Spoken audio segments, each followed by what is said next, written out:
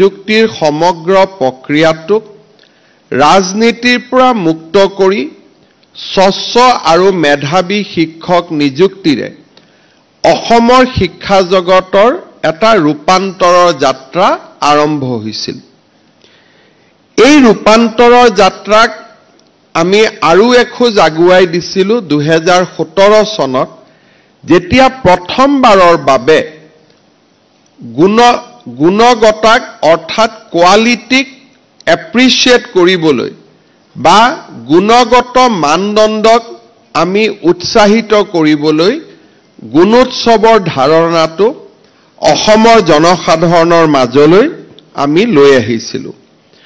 2017-2018 চন দুইটা চনতে নিৰবিচ্ছিন্নভাৱে গুণোৎসৱৰ পালন কৰা হৈছিল। 19-20-21ত কোভিডৰ বাবে গুণোৎসৱ পালন হোৱা নাছিল। 22-23-24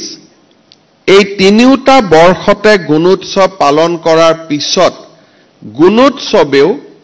অত্যন্ত সফলতাৰে সৈতে 5টা বছৰ অতিক্ৰম কৰিলে। গুণোৎসৱৰ 6ষ্ঠ বছৰো অনুষ্ঠিত হ'ল আৰু 6 জানুৱাৰীৰ পৰা 7 ফেব্ৰুৱাৰীলৈ গুণোৎসৱৰ 6ষ্ঠ গুণোৎসৱৰ সামৰণি পৰিলে। তাৰো আজি আমি ফলাফল ঘোষণা কৰিবলৈ সক্ষম হৈছোঁ। আমি যদি গুণোৎসৱৰ আৰম্ভণিলৈ যাওঁ, এটা সময়ত এই গুণোৎসৱৰ ধাৰণাটোক বিৰোধিতা কৰা হৈছিল আৰু গুণোৎসৱৰ ধাৰণাটোক যিকোনো প্ৰকাৰে পৰাজিত কৰিবলৈ এছাম মহল তৎপৰ হৈ আছিল আৰু অসমৰ শৈক্ষিক জগতখন বিশেষকৈ দৰিদ্ৰ আৰু পিছপৰা সমাজখনৰ কল্যাণৰ বাবে বাস্তৱসন্মত চিন্তা কৰিব নোখোজাৰ বাবেই সেই বিৰোধিতা আৰম্ভ হৈছিল। কিন্তু লাহে লাহে সেই বিৰোধিতাক আওকাণ কৰি ৰাজ্যৰ শিক্ষা বিভাগ আগুৱাই গৈছিলে আৰু আজি গুণোৎসৱ অসমৰ শিক্ষা জগতখনৰ এটা গুণৰ উৎসৱ আৰু সকলোৰে আদৰৰ আৰু মৰমৰ উৎসৱলৈ ৰূপান্তৰ হৈছে। গুণোৎসৱৰ জৰিয়তে লাভ কৰা উৎসাহ আৰু গুণোৎসৱৰ জৰিয়তে লাভ কৰা উদ্দীপনাই অসমৰ শিক্ষা জগতখনলৈ অনা ৰূপান্তৰৰ দৃশ্য অলপ আগতে আমি তথ্যচিত্ৰত দেখিবলৈ পাইছোঁ। কিন্তু এই যাত্ৰা কেৱল তথ্যচিত্ৰতে মাত্ৰ ধৰি ৰখা হোৱা নাই। আজি অসমৰ চৰকাৰী বিদ্যালয়সমূহত হোৱা পৰিৱৰ্তন আমি প্ৰত্যক্ষ কৰিবলৈ পাইছোঁ আৰু অসমৰ শৈক্ষিক জগতখন বিশেষকৈ ৰাজহুৱা খণ্ডৰ শিক্ষা ব্যৱস্থাত আমি দেখি অহা পৰিৱৰ্তনে আজি ৰাইজৰ আৰু অভিভাৱকসকলৰো দৃষ্টি আকৰ্ষণ কৰিবলৈ সক্ষম হৈছে। এসময়ত অকল মাত্ৰ শৈক্ষিক মানদণ্ডকে গুণোৎসৱৰ উপাদান হিচাপে আমি আগবাঢ়িছিলোঁ। এতিয়া লাহে লাহে স্বচ্ছতা আৰু ইউনিফৰ্মৰ কোৱালিটিকো এই গুণোৎসৱে সামৰি লোৱাৰ লগে লগে আমি এই দুইটা ক্ষেত্ৰতে পৰিৱৰ্তনো আমি দেখা পাবলৈ সক্ষম হৈছোঁ। প্ৰতি বছৰে যেতিয়া ৰাজ্যখনত ঐক্য সাজ বা ইউনিফৰ্ম বিতৰণ কৰা হয়, প্ৰতি বছৰে বাতৰি কাকতসমূহৰ মাজৰ পৃষ্ঠাসমূহত এই ঐক্য সাজৰ গুণগত মানদণ্ডলৈ আলোচনা হয়, সামাজিক মাধ্যমতো আলোচনা হয়। কিন্তু গুণোৎসৱত যেতিয়াৰ পৰা আমি ঐক্য সাজকো এটা ইভালুৱেশ্যনৰ মানদণ্ড হিচাপে আমি জুখিবলৈ আৰম্ভ কৰিলোঁ, এইবাৰ তেনে বিতৰ্কও সামাজিক মাধ্যম আৰু লিগেসি মিডিয়াৰ পৰা আঁতৰি যোৱা আমি দেখিবলৈ পাইছোঁ। ৰাজ্যত লাহে লাহে শিক্ষা ব্যৱস্থাই ঠন ধৰি উঠিছে আৰু আমি বিশ্বাস কৰোঁ যে আমাৰ এই অনিৰুদ্ধ যাত্ৰা অনাগত দিনতো অব্যাহত থাকিব। যোৱা কেইদিনমান আগতে অসম বিধানসভাত ৰাজ্যপালৰ বিতৰ্কৰ উত্তৰ দিওঁতে মই ৰাজহুৱা শিক্ষা ব্যৱস্থাৰ তুলনামূলক এক বিশ্লেষণৰ বাবে তামিলনাডুৰ শিক্ষা ব্যৱস্থাক পঢ়িবলৈ বা পৰ্যালোচনা কৰিবলৈ চেষ্টা কৰিছিলোঁ। তামিলনাডুক এই কাৰণে আমি এটা আদৰ্শ বা এটা পইণ্ট অফ ৰেফাৰেন্স হিচাপে লৈছিলোঁ কাৰণ ভাৰতৰ শৈক্ষিক জগতখনত আটাইতকৈ আগবঢ়া প্ৰদেশ বুলি ক'লেও তামিলনাডুক ক'লে বুলিও আমি বঢ়াই কোৱা নহয় কাৰণ তামিলনাডুত শিক্ষাৰ জাগৰণ স্বাধীনতাৰ দোকমোকালিৰ পৰাই আৰম্ভ হৈছিল। ভাৰতৰ আটাইতকৈ বেছি মেডিকেল কলেজ, প্ৰসিদ্ধ IIT, প্ৰসিদ্ধ কলেজ, প্ৰসিদ্ধ মেডিকেল কলেজ, প্ৰসিদ্ধ ইঞ্জিনিয়াৰিং কলেজ আটাইবিলাকৰে পৃষ্ঠভূমি তামিলনাডু বুলি ক'লেও বঢ়াই কোৱা নহয়। যেতিয়া মই তুলনামূলক বিশ্লেষণ কৰিছিলোঁ তামিলনাডুৰ টোটেল পপুলেশ্যন হ'ল 8 কোটি আৰু অসমৰ পপুলেশ্যন হ'ল 3 কোটি 50 লাখ। 8 কোটি জনসংখ্যাৰ বিপৰীতে তামিলনাডুত 35,000 চৰকাৰী বিদ্যালয় আছে, 8 কোটিৰ বিপৰীতে 35,000 আৰু অসমত 3.5 কোটি জনসংখ্যাৰ বিপৰীতে অসমত ৰাজহুৱা শিক্ষানুষ্ঠান আছে 45,000। অৰ্থাৎ আমি যদি তামিলনাডুৰ লগত তুলনা কৰোঁ অসমত প্ৰায় 20,000তকৈও বেছি ৰাজহুৱা খণ্ডৰ শিক্ষানুষ্ঠান আছে। তাৰ লগে লগে আন এটাও গুৰুত্বপূৰ্ণ উপাদান ওলাই আহে যে আমাৰ ৰাজ্যত অসমত আজিৰ 2025 চনতো 75ৰ পৰা 82%লৈকে শিক্ষাৰ্থী ৰাজহুৱা খণ্ডৰ শিক্ষানুষ্ঠানত পঢ়ে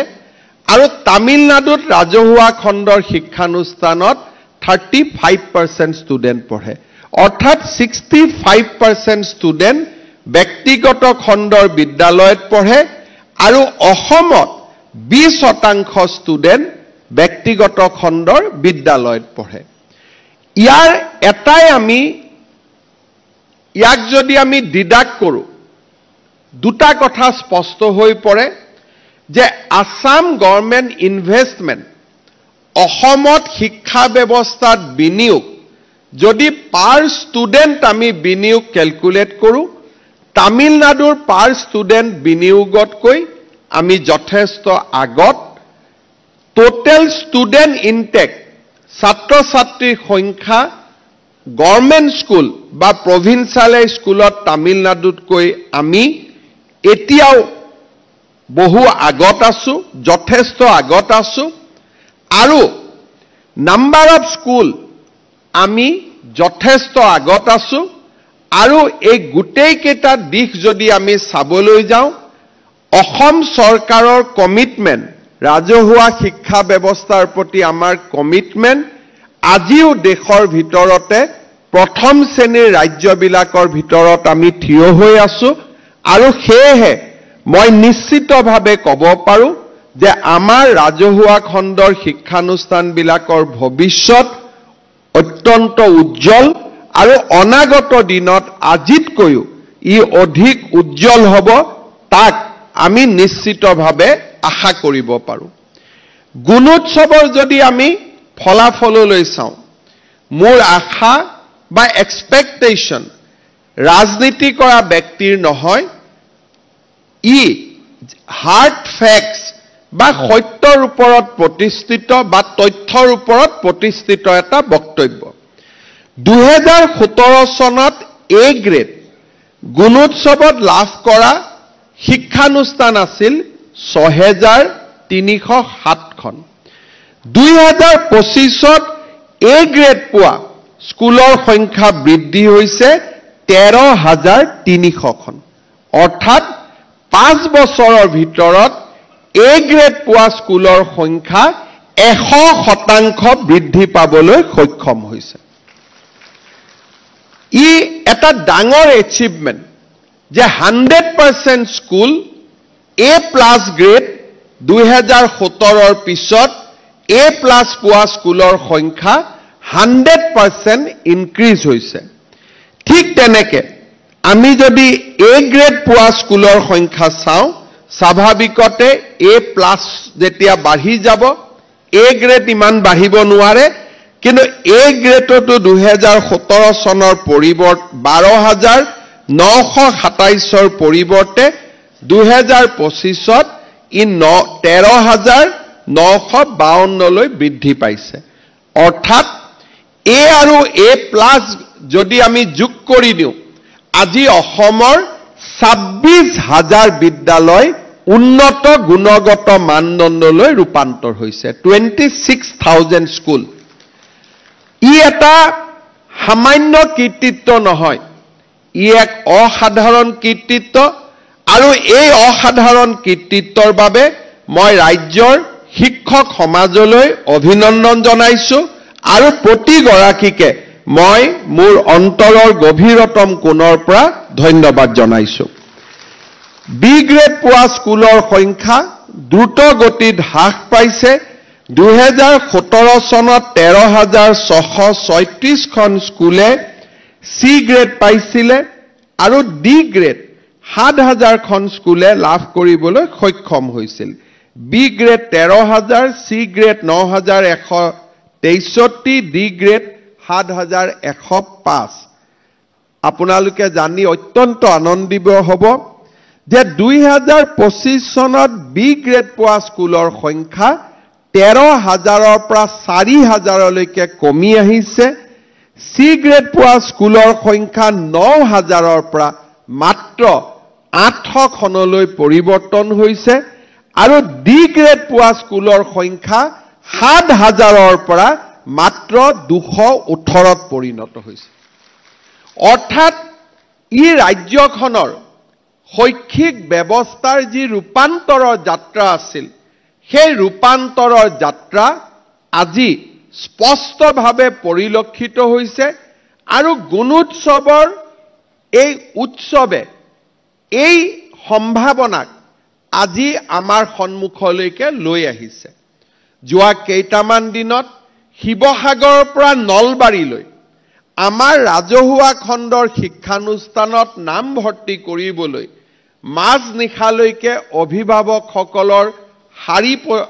লাইনৰ যি শাৰী, সেই শাৰীয়ে আমাক এক উজ্জ্বল ভৱিষ্যতৰ সন্ধান দিছে। আমি অসম প্ৰতিটো পৰ্যায়তে আজি যে আগবাঢ়িছো, আৰু অসমৰ শৈক্ষিক ব্যৱস্থাই, ৰাজহুৱা শিক্ষা ব্যৱস্থাই আকাশ চুব, সেই অনিৰুদ্ধ যাত্ৰালৈ যে আমি আজি গতি কৰিছো, আমি তাক স্পষ্টভাৱে আজি আমাৰ সন্মুখত দেখা পাইছো, আৰু মই অত্যন্ত আশাবাদী যে 2030 চনৰ ভিতৰত অসমৰ শিক্ষা ব্যৱস্থাই এক উজ্জ্বল আৰু ভাৰতবৰ্ষৰ ভিতৰতে এক অদ্বিতীয় স্থান লাভ কৰিবলৈ সক্ষম হ'ব। আজি আমাৰ বাবে অত্যন্ত আনন্দৰ বিষয় যে 2025 চনৰ মূল্যাংকনৰ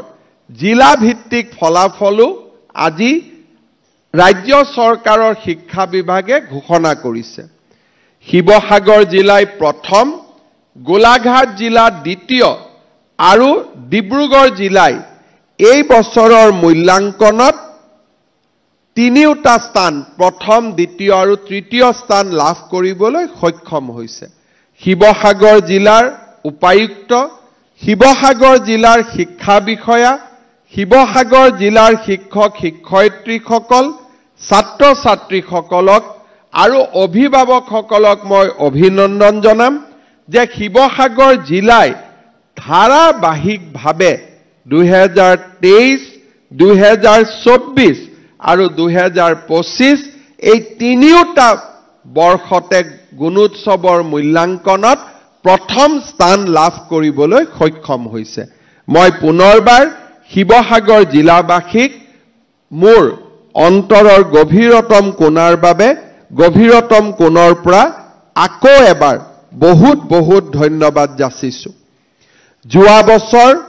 ডিব্ৰুগড় জিলা প্ৰথম 3টা স্থানতে আছিলে, এইবাৰো 3টা স্থান লাভ কৰিবলৈ সক্ষম হৈছে। গোলাঘাট জিলা নতুনকৈ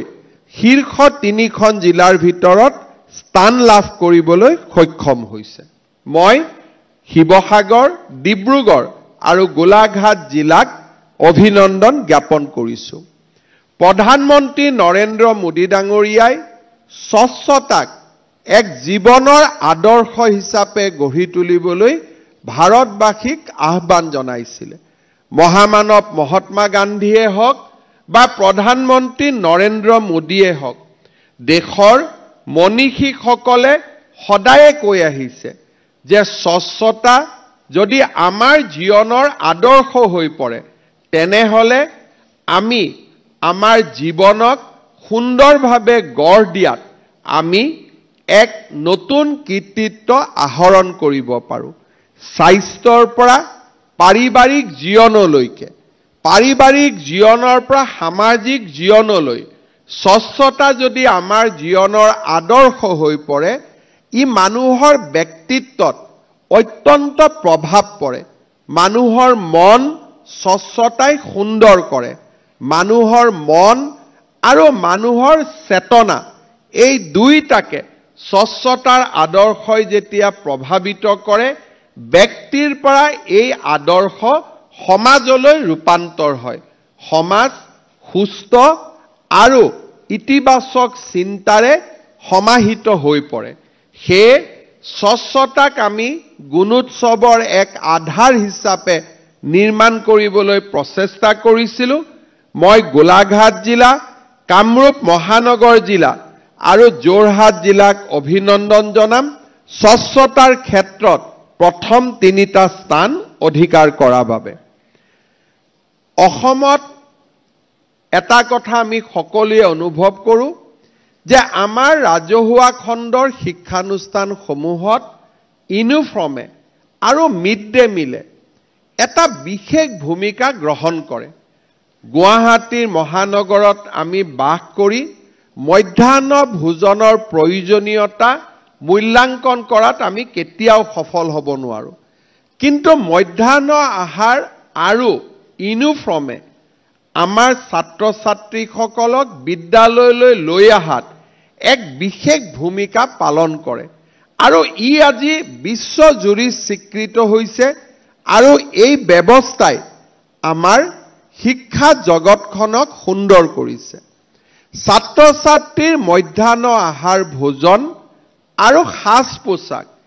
এই দুইটাৰ ক্ষেত্ৰতে প্ৰধান শিক্ষকসকলে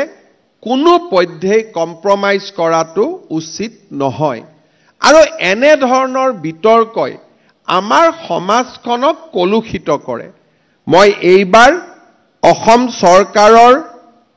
শিক্ষা বিভাগক অভিনন্দন জনাম যে গুণোৎসৱত আমি ইউনিফৰ্মৰ গুণগত মানদণ্ড নিৰূপণ কৰাৰ বাবে প্ৰচেষ্টা কৰিছিলোঁ। 3খন জিলা শিৱসাগৰ, মাজুলী আৰু চৰাইদেৱে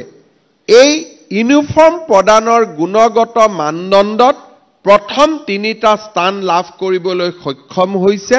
মই তেখেতসকলক অভিনন্দন জনাম। কিন্তু সমান্তৰালভাৱে মই অত্যন্ত আনন্দিত যে আমাৰ এক্সটাৰ্নেল ইভালুৱেটৰসকলে এইবাৰ তেখেতসকলে মূল্যাংকনৰ জৰিয়তে আমাক জনাইছে যে 92% স্কুলত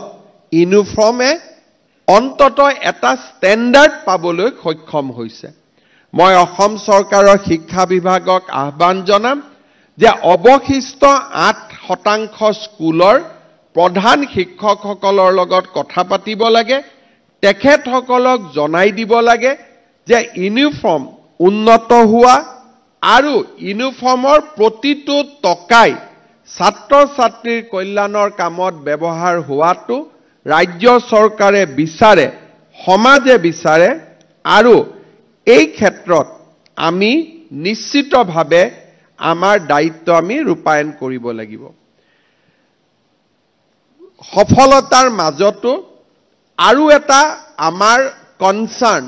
আমি নিশ্চয় আগত দাঙি ধৰিম যে এইবাৰৰ গুণোৎসৱত পশ্চিম কাৰ্বি আলং জিলা আৰু চিৰাং জিলাই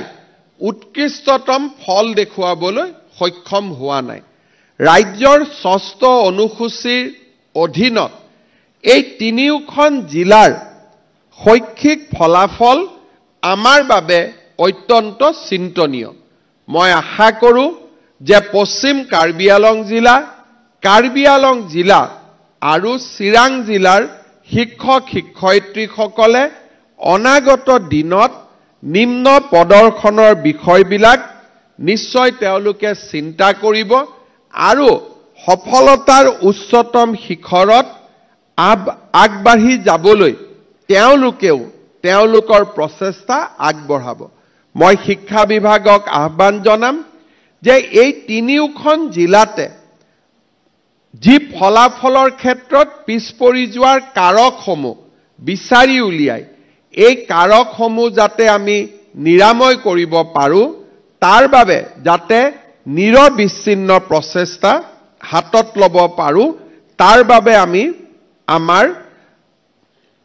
চেষ্টা অব্যাহত ৰাখিব লাগিব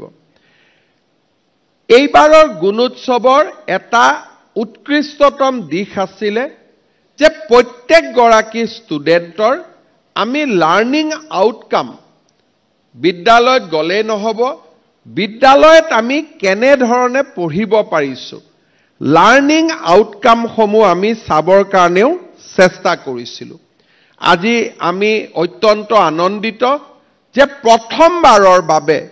প্ৰত্যেকগৰাকী ছাত্ৰ ছাত্ৰীৰ লাৰ্নিং আউটকাম আমি নিৰূপণ কৰিবলৈ সক্ষম হৈছোঁ ইয়াৰ ৰিপৰ্ট কাৰ্ড আমি ৱেব পৰ্টেলত ৰাখি থৈছোঁ প্ৰধান শিক্ষক শিক্ষয়িত্ৰীসকলে প্ৰত্যেকগৰাকী ছাত্ৰ ছাত্ৰীক এই লাৰ্নিং আউটকামৰ যিটো বুকলেট তাক যদি আমি ডাউনলোড কৰি তেওঁলোকক দিব পাৰোঁ আমাৰ ছাত্ৰ ছাত্ৰীসকল যথেষ্ট উপকৃত হ'ব আৰু ডাউনলোডত অসুবিধা হ'লেও ছাত্ৰ ছাত্ৰীসকলৰ অভিভাৱকসকলে অন্তত যাতে নিজৰ ল'ৰা ছোৱালীৰ ৰিজাল্টটো চাব পাৰে তাৰ বাবে তেওঁলোকক আমি জনাই দিলে তেওঁলোকে নিজস্ব প্ৰক্ৰিয়াৰে ঘৰত হ'লেও লাৰ্নিং আউটকাম তেখেতসকলে চাব পাৰিব মই লাৰ্নিং আউটকামৰ ওপৰত বিদ্যালয়সমূহক যথেষ্ট দৃষ্টি ৰাখিবলৈ মই আহ্বান জনাম এইবাৰ আমাৰ প্ৰত্যেকখন জিলাত A+ পোৱা বিদ্যালয়সমূহৰ সংখ্যা আপোনালোকক মই জনাব খুজিছোঁ বাস্কা জিলাত 2024 চনত আমি আজি যি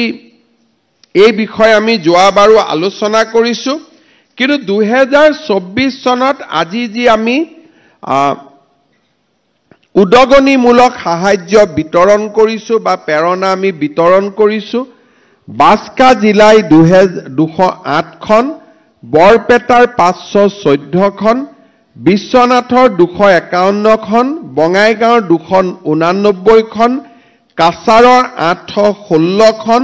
চৰাইদেউৰ 277 চিৰাঙৰ 53খন দৰঙৰ 388খন ধেমাজিৰ 426খন ধুবুৰীৰ 617খন ডিব্ৰুগড়ৰ 664খন ডিমা হাছাওৰ 27খন গোৱালপাৰাৰ 495খন গোলাঘাটৰ 528খন হাইলাকান্দিৰ 341খন হোজাই 222খন যোৰহাটৰ 423খন কামৰূপ মেট্ৰৰ 203খন কামৰূপ জিলাৰ 546খন কাৰ্বি আলঙৰ 82খন কোকৰাঝাৰৰ 131খন লখিমপুৰৰ 274খন মাজুলীৰ 117খন মৰিগাঁৱৰ 636খন নগাঁৱৰ 579খন বিদ্যালয় নলবাৰীৰ 404খন শিৱসাগৰৰ 432খন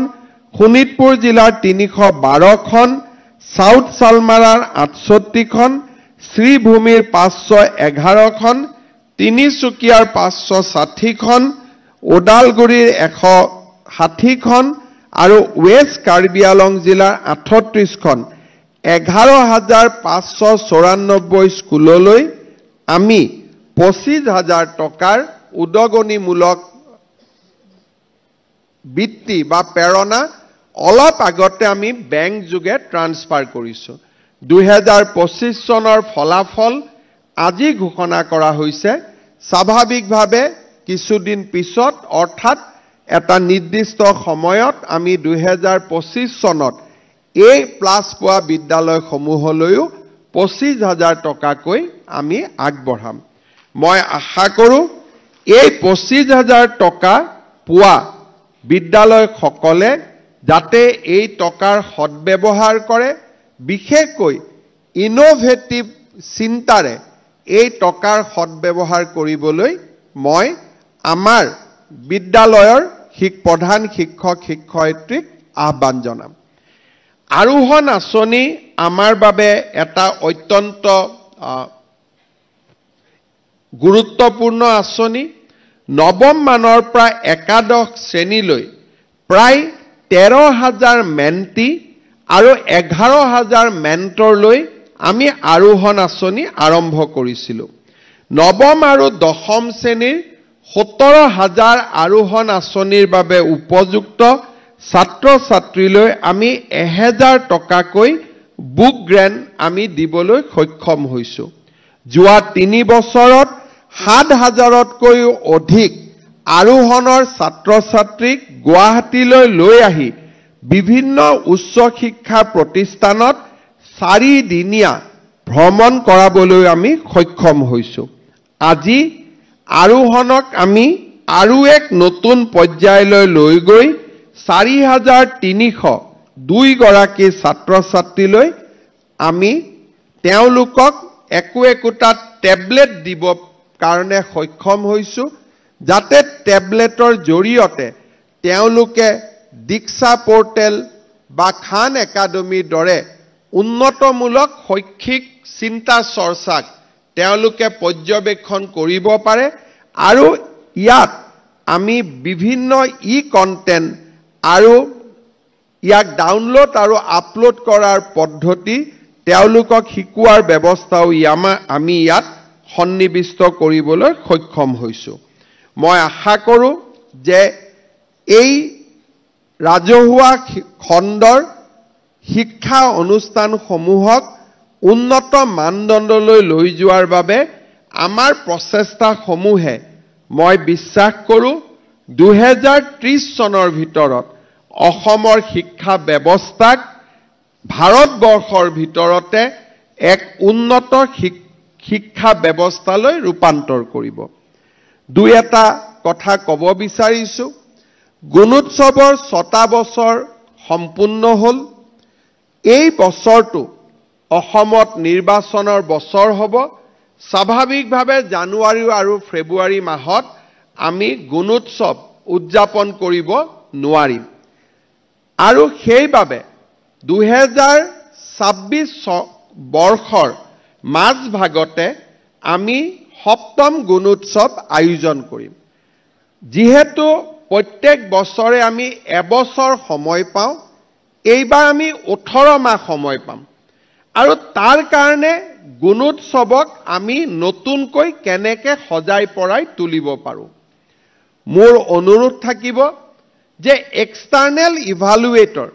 চৰকাৰী কৰ্মচাৰীৰ লগতে আমাৰ যিসকল স্পিৰিটেড ইণ্ডিভিজুৱেলছ আছে, বিভিন্ন ৰাজহুৱা খণ্ডত কাম কৰে, ব্যক্তিগত খণ্ডত কাম কৰে, কিন্তু শিক্ষাৰ লগত তেওঁলোক নিবিড়ভাৱে জড়িত। মই ভাবোঁ যে এক্সটাৰ্নেল ইভালুৱেটৰ অকল চৰকাৰী কৰ্মচাৰীকে সন্নিৱিষ্ট কৰি নাৰাখি 20% ইভালুৱেটৰ আমি সমাজৰ পৰা অনাৰ ব্যৱস্থাও আৰম্ভ কৰিব লাগে, যাতে এই আন্দোলন এক চৰকাৰী আন্দোলনত নাথাকি এই আন্দোলনে যাতে সমগ্ৰ ৰাজ্যখনৰ প্ৰতিজন ব্যক্তিকে সামৰি ল'ব পাৰে। 20% আমি যেতিয়া চৰকাৰৰ বাহিৰৰ পৰা ইভালুৱেটৰ আনিম আমি কৰা যিকোনো মূল্যাংকনক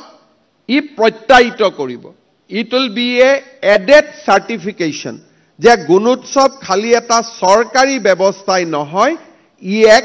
ৰাজহুৱা আন্দোলন বা it is a movement by the people of Assam not by the government of Assam মই এই ক্ষেত্ৰত সমগ্ৰ শিক্ষা অভিযানক কাম কৰিবলৈ আহ্বান জনাম দ্বিতীয়তে আমাৰ প্ৰতিটো কামক আমি কেনেধৰণে নিজে মূল্যাংকন কৰিম 2013 চনত আমি শিক্ষক নিযুক্তিৰ প্ৰক্ৰিয়াটোক আমি ৰাজনীতিৰ পৰা আঁতৰাই আনিছিলো মেধাৰ ভিত্তিত আমি নিযুক্তি দিয়া আৰম্ভ কৰিছিলো কিন্তু মেধাৰ ভিত্তিত নিযুক্তি দিয়াৰ পিছত আমি প্ৰত্যেক দিনাই এটা সমস্যাৰ সন্মুখীন হৈ আছো যে দুৰ্গম অঞ্চলত আমাৰ শিক্ষক শিক্ষয়িত্ৰী থাকিব নোখোজে তেখেতসকলৰ ব্যক্তিগত অসুবিধা থাকিব পাৰে বিভিন্ন কাৰণ থাকিব পাৰে কিন্তু সেই কাৰণবিলাকৰ পিছতো আমি এটা কথা চিন্তা কৰিব লাগিব যে আজিও অসমৰ 2000 খনতকৈ অধিক স্কুলত এজন শিক্ষক আছে আৰু তাৰ কাৰণ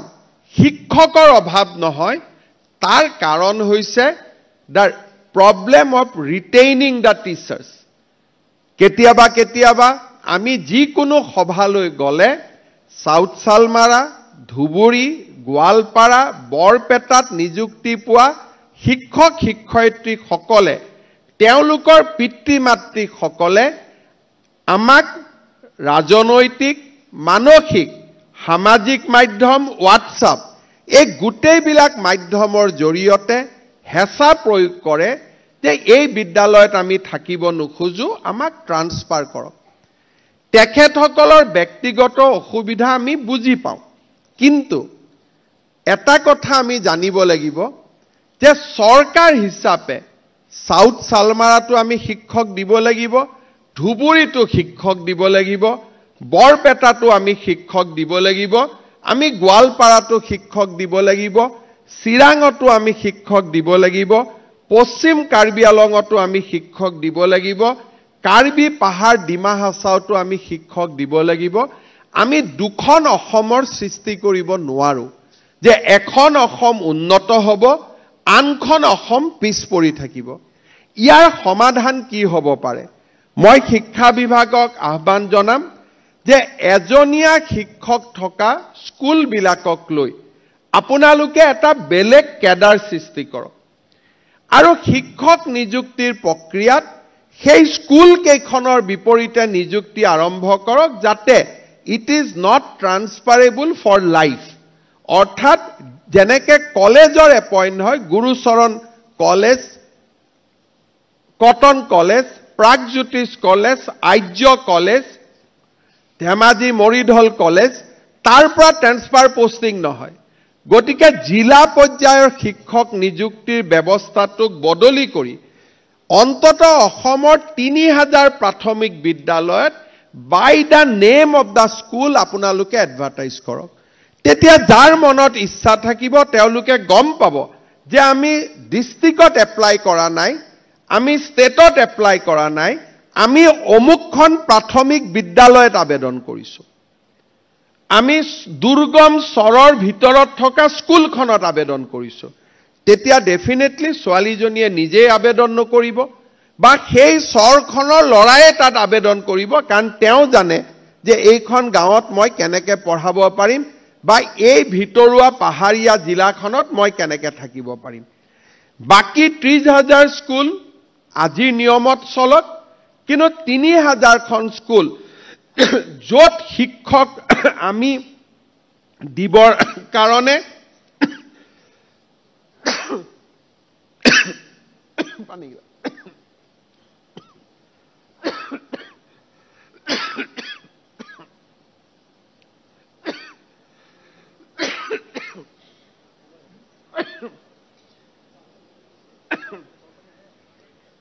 বটল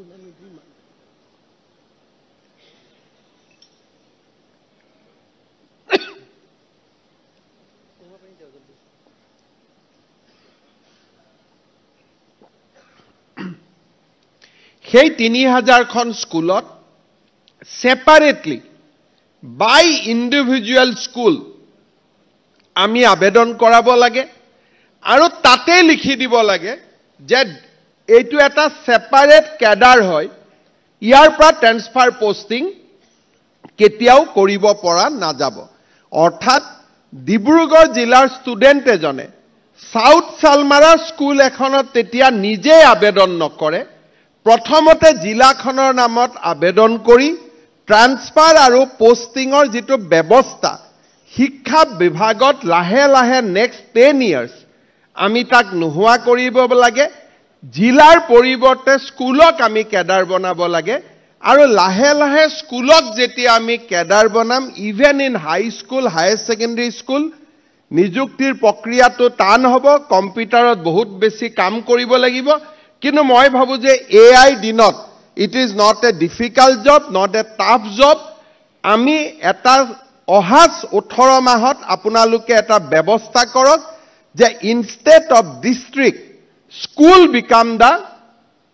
কেডাৰ সাৰ্ভিস ৰুলতে আমি আনিব লাগে যে এবাৰ এখন স্কুলত এপইন্টমেন্ট হলে তেও জীৱনৰ কাৰণে তাতে থাকিব লাগিব he will not be transferred at all কিন্তু জোৰহাট বুলি নিযুক্তি নহব নিযুক্তি হ'ব সেই বিদ্যালয়খনৰ বিপৰীতেহে লৰাজনে আবেদন কৰিব let 1000 student apply against that school let 2000 student apply against the school আটাইতকৈ ভাল মেৰিট জনক আমি তাতে দিম কিন্তু লাহে লাহে আমি স্কুলত কেডাৰ বনোৱা চিন্তা আমি আৰম্ভ কৰিব লাগে instead of district being a cadre we should create school cadre আৰু তেতিয়া নিযুক্তিও সেই স্কুলৰে লাহে লাহে কম্পিউটাৰতে হ'ব যেনেকে অংগনবাদী কেন্দ্ৰত গাঁৱতে নিযুক্তি হয় আটাইতকৈ ভাল ছাত্ৰীজনৰ নিযুক্তি হ'ব পাৰে লাহে লাহে আমি স্কুলখনকে নিযুক্তিৰ অধিকাৰ দিব পাৰো কাৰণ ৰেগুলেশন থাকিব নৰ্মস থাকিব অংগনবাদী যেনেকে হাইয়েস্ট মেৰিটৰ ষ্টুডেণ্টজনৰ গাঁৱত এপইন্টমেন্ট হলেও দিবই লাগে তেনেকে আমি প্ৰাথমিক শিক্ষকজনৰ নিযুক্তিটো হাইয়েস্ট ষ্টুডেণ্টজনে পাব but that can be advertised by the school also it is not required that this advertise has to be only from director of elementary education tetia dibrugarh shibosagorer lora swaliye south salmara kotha chintao nokoribo south salmarat ketia interview ulale ketia interview ses hol kuneo gomu napabo aru south salmara studenteu tinsukiar bikhoye gomu napabo everybody will remain concerned about their own locality own school and own district merit will be the priority meritor logot ami compromise nokoru kino abedon kora school khenir bhitorat attaittkoi jijon highest meritorious student ami teok dim tet lagiboi other criteria will remain same kintu শিক্ষক নিযুক্তি আৰু transfer এই ব্যৱস্থাটোৰ পৰা শিক্ষা বিভাগ দূৰত যাবই লাগিব অনৈথা আমি কোৱালিটিত কেতিয়াও আমি ফোকাস কৰিব নোৱাৰো মই ভাবো ই আজিৰ কাম কৰি থকা শিক্ষকসকলৰ কাৰণে ই প্ৰযোজ্য নহয় নতুনকৈ হবলগীয়া শিক্ষকৰ কাৰণে আমি সেপাৰেট কেডাৰলৈকে আমি যাব লাগে মই ভাবো এটা বছৰ আপোনালোকে মন্থন কৰক আপোনালোকে চিন্তা কৰক কাৰণ তামিলনাডুতকৈও বেছি শিক্ষক থকা প্ৰদেশ এখনে 2000 স্কুলত আমি শিক্ষক নিযুক্তি দিব নোৱাৰো এই ধাৰণাটোৰ পৰা আমি দূৰত যাব লাগিব উত্তৰাখণ্ডত নিয়ম আছে যে সুগম আৰু দুৰ্গম যিকোনো মানুহে 10 বছৰ দুৰ্গমত কাম কৰিবই লাগিব there is many other models in various states in the country কিন্তু প্ৰথম লক্ষ্য যে এই 3000 স্কুলক জিলাই জিলাই সাবগ্ৰেড কৰি একোটা ক্লাস্টাৰ কৰি তাক একোটা কেডাৰ কৰি তাত নিযুক্তিৰ ব্যৱস্থা কৰিব লাগে আৰু নৰ্মেল টিচাৰ এপইন্টমেন্টৰ পৰা ইয়াক দূৰত ৰাখিব লাগে তেতিয়া মই ভাবো যে এই 2000-3000 স্কুলত আজি যি আমি পশ্চিম কাৰ্বি আলং বেয়া দেখা পাইছো তাৰ মূল কাৰণটো হল তাত শিক্ষক না যায় চিৰাঙত আমি বেয়া পাইছো তাৰ মূল কাৰণ হল ভুটান সীমান্তত শিক্ষক না যায় এই ব্যৱস্থাবিলাক আমি দূৰ কৰিব লাগিব আৰু তাৰ কাৰণে আমি ইনোভেটিভ ব্যৱস্থা আৰম্ভ কৰিব লাগিব তৃতীয়তে মই শিক্ষামন্ত্ৰী ডাঙৰীয়াক অনুৰোধ কৰিম যে এখন শিক্ষা আয়োগ নিৰ্মাণ কৰিব লাগে বিশিষ্ট শিক্ষাবিদসকলক লৈ আৰু মানুহৰ মাজত এটা কথাৰ আমি চিন্তাৰ সৃষ্টি কৰিব লাগে যে এখন ৰাজ্যৰ শিক্ষা ব্যৱস্থা নাম্বাৰ অফ স্কুলছ নে কোৱালিটি দি নিৰ্ধাৰণ হয় এখন পঞ্চায়তত 6খন স্কুল এজন শিক্ষক কিন্তু সেইখন পঞ্চায়ত এখন স্কুল কিন্তু 6জন শিক্ষক কোনটো ভাল এই বিষয়টোৰ ওপৰত late people of Assam debate আমি কোৱান্টিটি 45,000 আমাৰ শিক্ষক স্কুল আছে 22,000 গাঁও আছে অৰ্থাৎ একোখন পঞ্চায়তত 6খন স্কুল আমাৰ অসমত দেখা পোৱা যায় 6খন স্কুলত দুজন শিক্ষক যদি পাৰ ক্লাছত 1 টিচাৰ আমি দিব নোৱাৰো তেতিয়ালে আমাৰ শিক্ষক শিক্ষয়িত্ৰীসকলৰ এটা লিমিট থাকিব লিমিটৰ ওপৰত তেওঁলোকে পাৰফৰমেন্স কৰিব নোৱাৰে এখন শৈক্ষিক আয়োগ এটা আমি নিৰ্মাণ কৰিব লাগে যে এখন ৰাজ্যৰ শিক্ষা ব্যৱস্থা নাম্বাৰ অফ স্কুলে প্ৰতিনিধিত্ব কৰে নে নাম্বাৰ অফ কোৱালিটি স্কুলে প্ৰতিনিধিত্ব কৰে কোনটো যদি আমাৰ প্ৰত্যেক পঞ্চায়তত বা প্ৰত্যেক ৰেভিনিউ ভিলেজত এখন স্কুল থাকক কিন্তু সেইখন স্কুলত প্ৰতিটো ক্লাছতে এজন শিক্ষক থাকক মই ভাবো ৰাজ্যৰ শিক্ষা ব্যৱস্থালৈ ভাবিব নোৱাৰা পৰিৱৰ্তন আহিব স্কুল কমিব কিন্তু চৰকাৰৰ খৰচ নকমে কাৰণ number of teachers will be মোৰ আজি যদি অসমত 1 লাখ শিক্ষক আছে শিক্ষক 2 লাখ হ'ব কিন্তু স্কুল আমাৰ কমিব যাতে এখন স্কুলত আমি প্ৰত্যেক ক্লাছত এজন শিক্ষক দিব পাৰো instead of number of schools এই বিষয়ত আমি সিদ্ধান্ত ল'ব উপযুক্ত নহয় মই ভাবো আমাৰ ৰাজ্যৰ শিক্ষাৰ লগত অতি নিবিড়ভাৱে জড়িত 10 গৰাকী শিক্ষক প্ৰাক্তন শিক্ষক শিক্ষাবিদক লৈ এখন কমিটি কৰিব লাগে কেনেকে লাহে লাহে অসম পাৰ ক্লাছ 1 শিক্ষকলৈকে যাব পাৰে আৰু তেতিয়াহে অসমৰ শিক্ষা ব্যৱস্থা ৰূপান্তৰ হ'ব অসমৰ শিক্ষা ব্যৱস্থাৰ পৰিৱৰ্তন হ'ব মই ভাবো যে নাম্বাৰ অফ স্কুলত কৈও আমি quality of teachers number of টিচাৰ্সত আমি গুৰুত্ব দিব লাগে শিক্ষকৰ সংখ্যা বাঢ়িব লাগে স্কুলৰ সংখ্যা বাঢ়িব নালাগে তাৰ পৰিৱৰ্তে প্ৰত্যেক ৰাজহ গাঁৱত প্ৰত্যেকখন ফৰেষ্ট ভিলেজ প্ৰত্যেকখন ৰেভিনিউ ভিলেজত এখন স্কুলত যদি প্ৰত্যেক ক্লাছতে এজনকৈ আমি শিক্ষক দিব পাৰো সেই ব্যৱস্থা আমাৰ বাবে অতি প্ৰয়োজনীয় হ'ব আৰু হি আমি আগবাঢ়ি যোৱাত আমাক সহায় কৰিব তৃতীয়তে আমাৰ যিবিলাক ষ্টুডেণ্ট ডিপ্লোমা ইন এডুকেশ্যন পাছ কৰে বিএড ইন এডুকেশ্যন পাছ কৰে তেওঁলোকক আমি পুনে টেট শিক্ষক নিযুক্তি দিওঁ কিন্তু স্কুলত ক্লাছ কেনেকে কৰিব পাৰে তাৰ আমি অৰেল নম্বৰৰো আমাৰ ব্যৱস্থা নাই বা প্ৰেক্টিকেল পৰীক্ষা লোৱাটো সম্ভৱ নহয় মই শিক্ষামন্ত্ৰী ডাঙৰীয়াক অনুৰোধ কৰিম যে ডিএড আৰু বিএড ডিগ্ৰী লোৱাৰ আগতে অন্তত 8 মাহ স্কুলত পঢ়ুৱাৰ অভিজ্ঞতা থাকিব লাগে যাতে তেওঁলোকে প্ৰেক্টিকেল নম্বৰ এটা লৈ আহিব পাৰে যদি এজন বিএডে অলৰেডি 6 মাহ যদি ক্লাছ কৰাৰ অভিজ্ঞতা লৈ আহে আমি অৰেল পৰীক্ষা পাতিব নালাগে এতিয়া আমি মে মাহত পোষ্ট গ্ৰেজুৱেট টিচাৰ আৰু গ্ৰেজুৱেট টিচাৰৰ আমি ৰিজাল্ট দিম ৰিটেন পৰীক্ষা হৈছে ৰিটেনৰ পিছত ৰিজাল্ট দিব আমি অৰেল নলওঁ অৰেল ললে চৰকাৰৰ দুৰ্নীতি আহিব কিন্তু বিএড পাছ কৰাৰ আগতেই যদি সেই শিক্ষকজনে 8 মাহ এখন স্কুলত পঢ়ুৱাই আহে আৰু তেওঁলোকৰ পঢ়ুৱাৰ স্কিলটোৰ ওপৰত যদি বিএডত তেওঁলোকে নম্বৰ পায় তেতিয়ালে আমি চিন্তা কৰিবলগীয়া একো নাথাকে মই শিক্ষামন্ত্ৰী মহোদয়ক অনুৰোধ কৰিম যে বিএড আৰু ডিএড শ্ৰেণী কোঠাৰ এটা ক্লাছৰুমৰ ভিতৰত থিয়ৰিৰ এটা পৰীক্ষা হোৱাৰ পৰিৱৰ্তে প্ৰেক্টিকেল ক্লাছ লোৱাৰ যদি অভিজ্ঞতা লৈ তেওঁলোকে ডিএড আৰু বিএড পাছ কৰি আহে তেতিয়ালে আমি অৰেল পাতাৰ প্ৰশ্নই নুঠে আমি তেওঁলোকক পোনপটীয়াকৈ নিযুক্তি দিব পাৰিম এই দিশটো মই আপোনালোকক দৃষ্টি আকৰ্ষণ কৰিবলৈ অনুৰোধ কৰিম চতুৰ্থতে যিহেতু আমি ৰিটেন পৰীক্ষা নাপাতো এজন টিচাৰ ক্লাছত গ'ল তেওঁ একেবাৰে কমিউনিকেট কৰিব নোৱাৰে চাকৰি পোৱাৰ পিছত আমি তেওঁক বিদায়ী দিব নোৱাৰো অন্ততঃ 2 বছৰ শিক্ষকক আমি প্ৰবেশনত ৰাখিব পাৰো নে নাই যে মই চাকৰিটো পালো চাকৰিটো মোৰ কনফাৰ্ম হ'ব কিন্তু কনফাৰ্ম হ'ব আফটাৰ 2 ইয়াৰ্স এই 2 বছৰ পুৰা দৰমহাও পাব সকলো পাব